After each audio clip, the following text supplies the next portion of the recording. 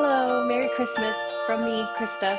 I just wanted to do my own little version of the 12 days of Christmas. Oftentimes you see people giving gifts or receiving gifts during these 12 days. For me, today is the first day of Christmas, and I wanted to share some of the gifts God's given me this year. My friend who encouraged me to do a little vlog style 12 days of Christmas. I'm a very reflective person. I'm constantly trying to contemplate how mysteriously He works. Going into 2025, I have a couple of regular New Year's traditions and then a couple of special ones. So my regular New Year's traditions would include choosing a word of the year, which I usually start discerning in October or November at the late time of the year. And I had landed on the word lower despite not wanting that word. And honestly, I tried to choose a different word, but really feeling that God wanted me to have the word lower. And then I usually write a letter to self at the beginning of the year. I give myself the first couple weeks of January to reflect on the previous word of the year and to transition mentally into the new word of the year. So those are kind of my usual traditions. But this year was kind of an extraordinary year in a way, because not only had Pope Francis declared this would be a Jubilee of Hope for 2025, but it was also my Jesus year. So I would be turning 33 in February. So lower was very fitting for that year. And as one of my friends said, that I made it my whole personality this year about being 33. And I think in my Jesus year, I just really wanted to share how the Lord kind of strung together every single month of this year.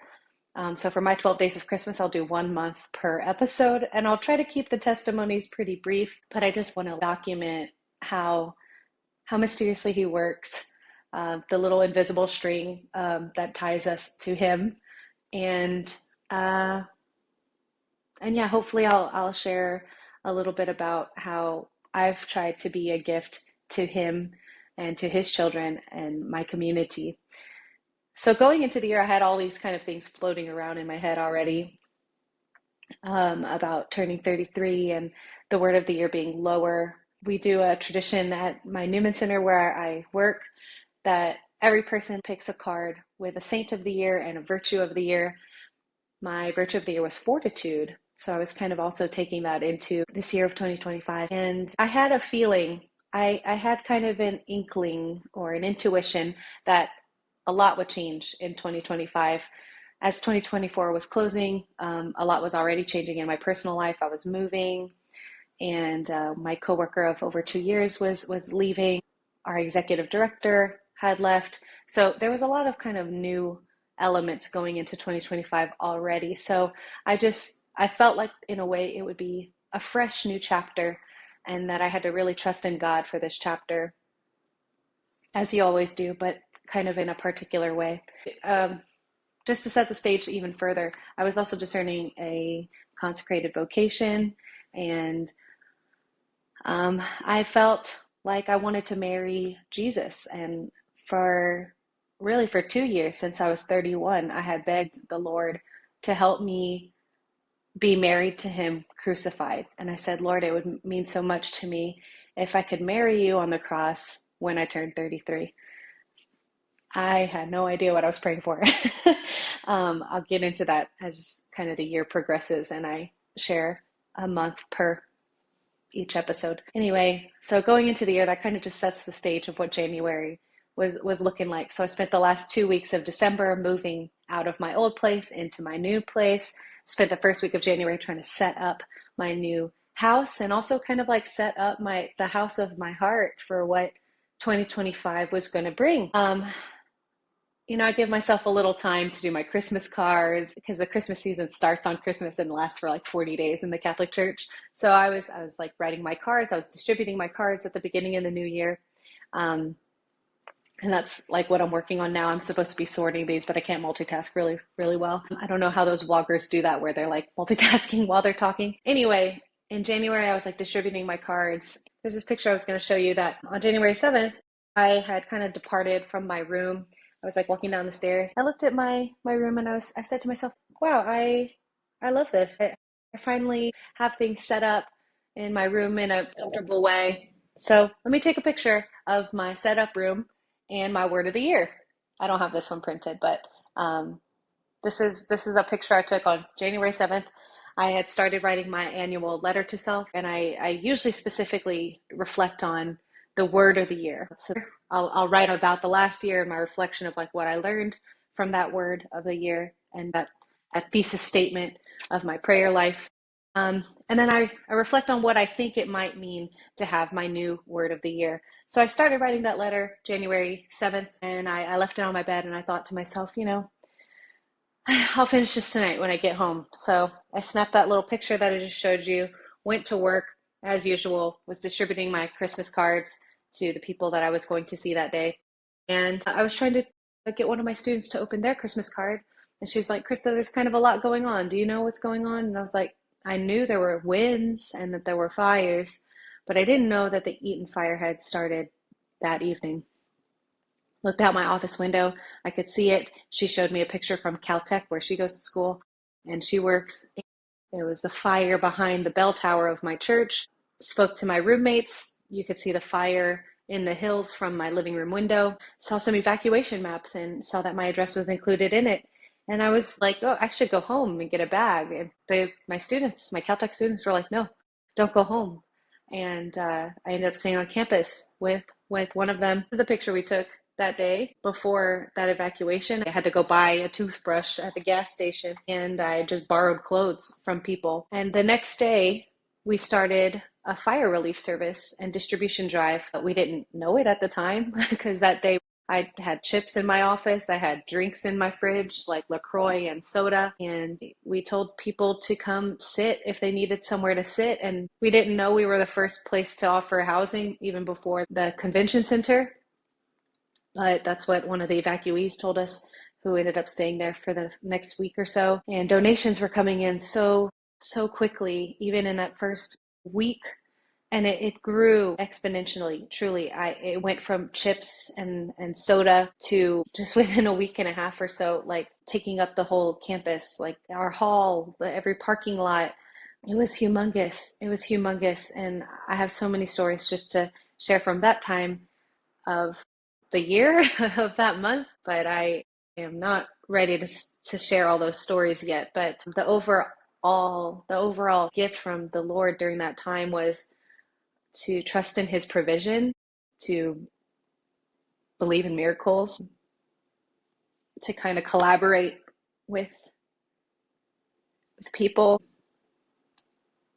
And really the main gift of that time too was that even when so many people lost everything, they still wanted to give. And even from their nothingness, they were able to give so much. They would volunteer hours and hours of their time, including moving heavy boxes and loading cars with supplies. And they would say, I lost everything. I lost literally their whole house burnt down. And they would say, but I'm so blessed and I have to help. And it was from that place of like compassion, to be moved with compassion to that degree, that sustained me personally during those 19 days of distribution drives. And to go from just a small idea, that wasn't my idea, by the way, it was two other people's idea, to open up the parish office for people to sit and have a place of rest, is the way we described it. And I only offered chips and soda, and then it grew into everything that it grew into. The year before, I think, yeah, in 2024, I remember going to Knott's Berry Farm, and they had like the Boysenberry Festival. And they had, these large banners that said, Boysenberry Festival, celebrate the berry that started it all. And I reflected on that, and it was like somewhat funny to think of like a boysenberry starting the first theme park, and like the relationship of like berry and pies to like theme park is like so like out of the spectrum of thought that anyone could ever have. And I feel like our parish center and our chips and coffee and soda was the boysenberry, and then it turned into this great fire relief effort, which so many people were blessed by and benefited. And that was just that was probably the highlight gift of the gift of January, that God gave me and the way that I wanted to give myself to my community. I think of this often. And I thought about this last night at Christmas Eve Mass. We say God is love, as in the noun, and God is loving, like the adjective. But God is loving, like the present participle. And if you're like not a grammar nerd like me, the present participle refers to like things that are continuously, actively happening. And He is love, yes, as the noun, as a person that, obviously love was born at Christmas. And He is loving, and He is a loving Father. Holy Spirit is very loving too and consoling, but He is loving actively with His will, loving us in the present participle. In the present participle, He is actively, continuously loving us, sustaining us, like He literally holds the tension of like all of the ecosystem, that it is perfectly in place, that we could be sustained in it. He sustains our every heartbeat and our every breath. And like that time of the fire relief was Him reminding me of that fact. And there will be many more challenges that will come in the following episodes when I share. And as I reflect on 2025, like I, even at just kind of isolating that time period of January, that I knew God was working in a magnanimous way, the most magnanimous way that I ever could have thought possible in my whole life, truly. And to have given to the degree that I had given, and to think that I may never do something so fulfilling like that. I don't know. It's just beautiful. I hope that I shared that story well. I hope this is interesting to anyone. I have so many more stories to tell, and so many more graces for these 12 days of Christmas. So thank you so much for listening, and I'll see you next time when I share about my birthday month of February.